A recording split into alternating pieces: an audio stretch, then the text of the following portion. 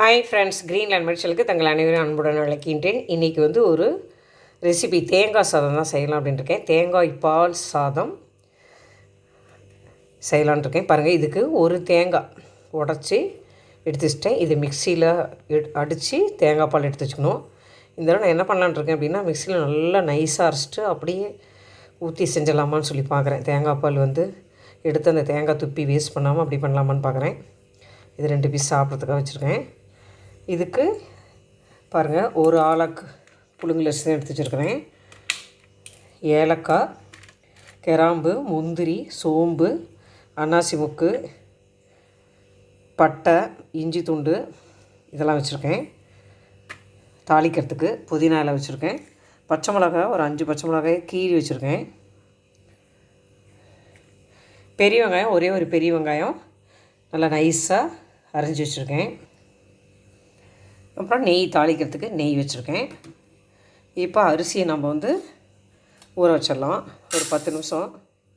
இந்த ஒரு ஆளுக்கு 200 கிராம் இருக்கும். ஒரு ஆளுக்கு எடுத்துருக்கேன். ஒரு 10 நிமிஷம் ஊற வச்சிடலாம். அப்புறம் தேங்காயை அரைச்சி பால் எடுத்து ரெடி பண்ணிக்கலாம், அல்லது அப்படியே போட்டுக்கலாம். மீதெல்லாம் தாளிக்கிறதுக்கு ரெடியாக இருக்குது. அரிசி ஊறட்டும். தொடர்ந்து வீடியோ பாருங்கள்.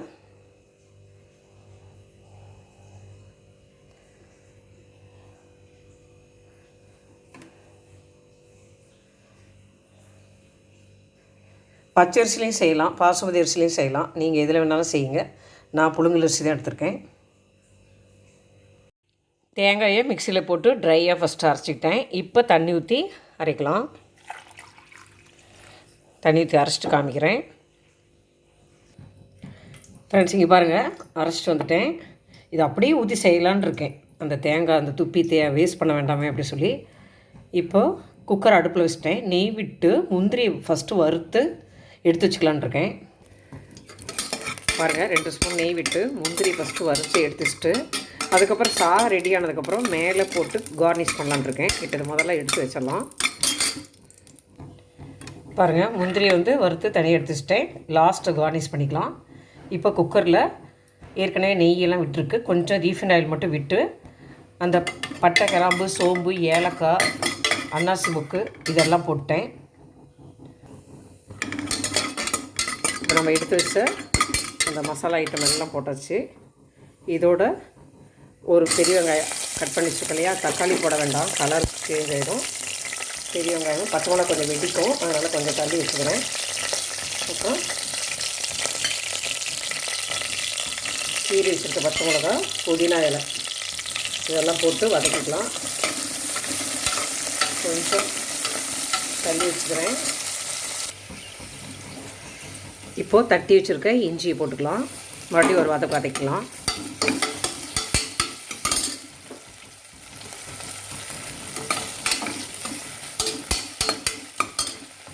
ரொம்ப கோல்டன் ப்ரௌன் வர வேண்டாம். இப்போது தேங்காய் அரைச்சி வச்சுருக்க தேங்காயை ஊற்றிக்கலாம். பாருங்கள், தேங்காய் அரைச்சி வச்சுட்டேன் தண்ணி ஊற்றி. இது தேங்காய் பால் மாதிரி எடுக்கலை, அப்படியே தான் இருக்குது. இப்போ 200 கிராம், ஒரு டம்ளர் அரிசி அப்படின்னா ஒரு 2 டம்ளர் இதோட சேர்த்தி 2 டம்ளர் இருக்கிற மாதிரி அளந்து ஊற்றிக்கலாம். இப்போ ஃபஸ்ட்டு இந்த தேங்காய் பாலை ஊற்றி உப்பு போட்டு கொதிக்க வச்சிடலாம். கொஞ்சம் வித்தியாசமாக நம்ம செய்யலாமே, வேஸ்ட் பண்ணாமல், அதுக்காக தான் இப்போ இதை ஊற்றிட்டேன். மறுபடியும் தண்ணி பத்தாது, இன்னும் கொஞ்சம் தண்ணி ஊற்றிக்கலாம். ஏன்னா அந்த தேங்காய் துப்பி இருக்கிறதும் அதோட சேரட்டும். இது தேங்காய் சாதம்னு வச்சுக்கலாம். தேங்காய் பால் சாதம் இல்லாமல் தேங்காய் சாதம் அப்படின்னு வச்சுக்கலாம். இப்போ தேவையான உப்பு போட்டுக்கலாம். இன்னும் கொஞ்சம் தண்ணி ஊற்றிக்கிறேன்.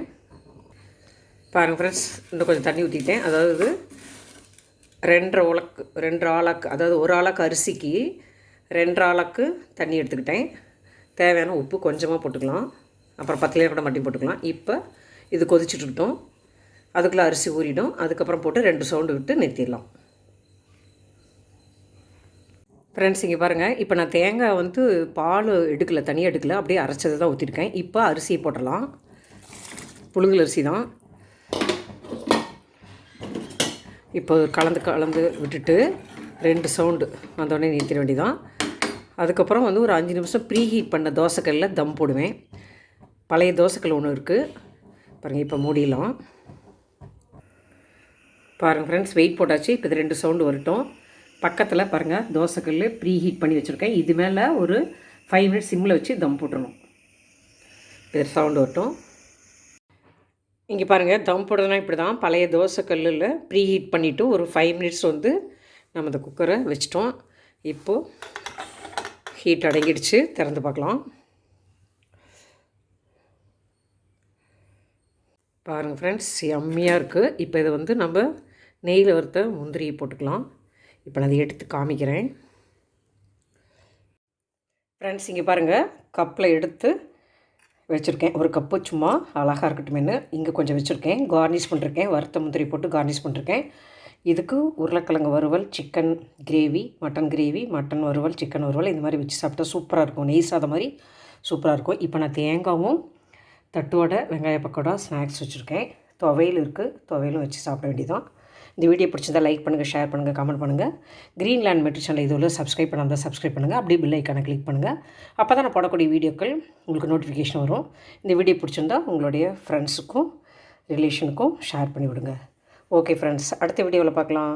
பை.